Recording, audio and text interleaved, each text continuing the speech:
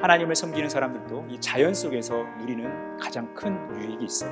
이 자연 속에서 천지를 지으신 하나님의 놀라우신 은혜와 사랑을 배우게 된다는 것입니다.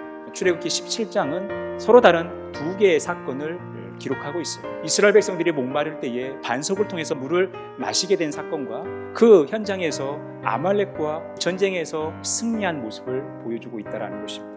이 두 개의 사건은 서로 다른 사건이지만 공통점이 있다는 것입니다.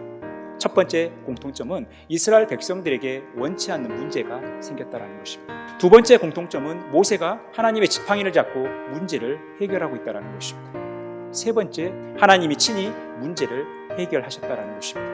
네 번째, 이 산이라는 현장에서 하나님의 주권을 드러내고 계신다는 거예요. 다섯 번째, 하나님의 주권의 현장에 순종이 있었다는 것입니다. 하나님은 이스라엘 백성들의 그 원망 속에서도, 그 불평 속에서도, 그 고통 속에서도 그곳에서 하나님께서 함께하고 계시다는 것, 그곳에 하나님께서 계시다는 것을 친히 증명해 주신 것입니다. 또한 이 문제가 해결되었다 하더라도 여전히 그들에게 다가오는 문제, 이 전쟁 중에도 그 전쟁의 한복판에 하나님께서 함께 계셔서 그들을 지키시고 그들로 하여금 승리하게 하셨다는 것을 하나님께서 친히 증명하고 있다는 것입니다. 이스라엘 백성들은 그 하나님을 바라봐야 했던 거예요. 자연에서 산다라는 것은 우리가 원치 않는 어려운 일이 생기는 현장이라도 그곳에서 우리를 도우시는 하나님의 주권을 바라보며 순종하는 삶을 살아가는 것입니다. 우리의 예배와 우리의 기도와 우리의 말씀에 순종하는 이 삶이 우리가 하나님 앞에서 하나님의 주권을 인정하고 하나님의 그 주권 속에서 큰 혜택을 누리는 삶의 비결이라는 것입니다. 늘 그들 곁에 함께 하시는 예수 그리스도를 광야 생활을 하는 이스라엘 백성들도 경험하기를 원하셨기 때문에 이 반석에서 물을 내신 거예요. 우리가 예수 그리스도를 온전히 믿는다라고 할 때는 하나님이 늘 우리와 함께 하신다는 사실을 믿는 거예요.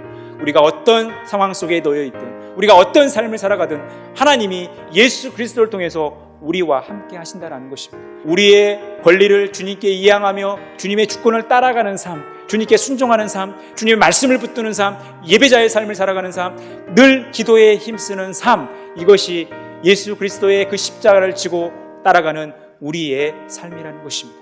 새벽에 하나님이 우리를 도우신다는 것은 우리가 일어나기도 전에, 우리가 생각하기도 전에, 우리가 무엇인가를 계획하기도 전에, 우리가 무엇인가를 마음먹기도 전에, 우리가 무엇인가를 행동하기도 전에 하나님께서 먼저 우리를 지키시고 도우시고 보호하신다는 것입니다. 그래서 우리는 이 하나님을 바라보며 살아가는 것입니다.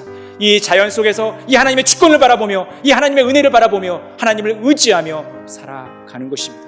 우리가 살아가는 자연은 때로는 우리에게 많은 변화를 가져다 줄 수 있습니다. 우리에게 유익을 줄 수도 있고 또 우리에게 어려움을 가져다 줄 수 있습니다.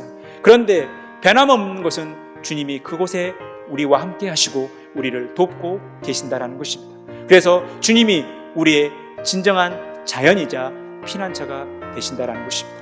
이 하나님을 바라보시면서 날마다 믿음의 눈으로 주님의 세계를 바라보고 주님의 주권을 인정하며 순종하는 삶을 통해서 날마다 믿음으로 승리하며 우리의 삶의 현장에 승리의 깃발을 꽂고 살아가는 저와 여러분의 복된 삶이 되어지기를 간절히 축원합니다.